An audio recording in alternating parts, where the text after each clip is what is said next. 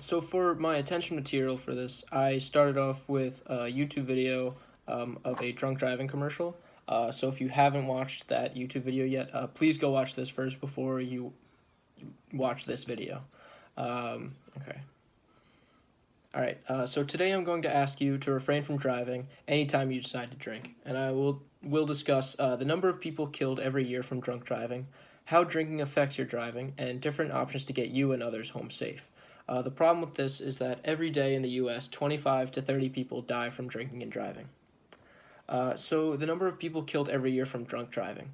In an article posted in December of 2019 by the National Highway Traffic and Safety Administration on their website, it was reported that 10,511 people were killed from drunk driving. Of those who were killed, 61% had a blood alcohol content higher than 0.08. The remaining fatalities were passengers in the car at 28% and other non-occupants at 11%. Of those that were killed, 231 were children under the age of 14.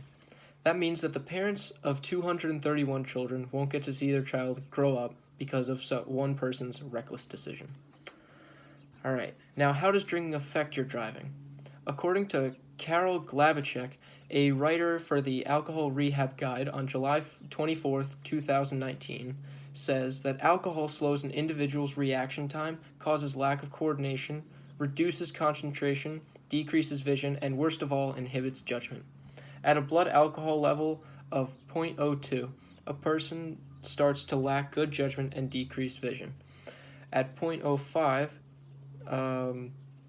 they start to lack coordination, increase in lack of judgment, and their vision gets worse.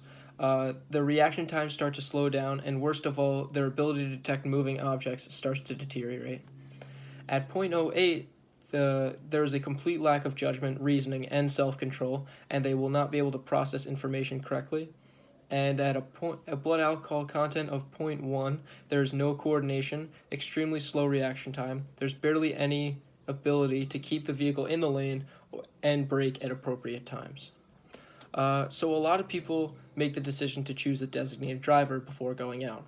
While it's a good practice of safe driving, frequently the designated driver might not have a good time because they're the only sober one at the party.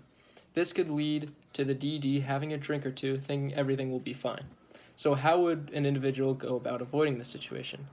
So when it comes to the different options to get you and others home safe, according to the Center for Disease Control and Prevention, in an article posted to their website on March 22nd, 2019, if you have been drinking or using drugs, get a ride home from a friend that you know has not been drinking, use a ride-sharing service, or even call a taxi.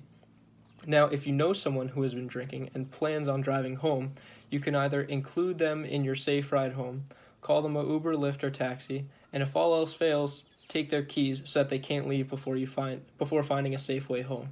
A lot of people might be afraid to speak up about this, but you shouldn't feel embarrassed about trying to make sure your friends get home safe. So to review, today I've told you about the number of people killed every year from drunk driving, how drinking affects your driving, and the different options to get you and others home safe. Now, a lot of people make bad decisions when going out, such as taking that shot that you knew was going to push you over the edge, hooking up with that guy from English class that you wouldn't even look at if you were sober, or fighting someone for looking at your girlfriend the wrong way. I get it, it happens. But choosing to drive after having a few too many is one of the worst decisions a person can make. I hope that this speech has made you realize the difference between a bad decision and life-altering decisions. Thank you.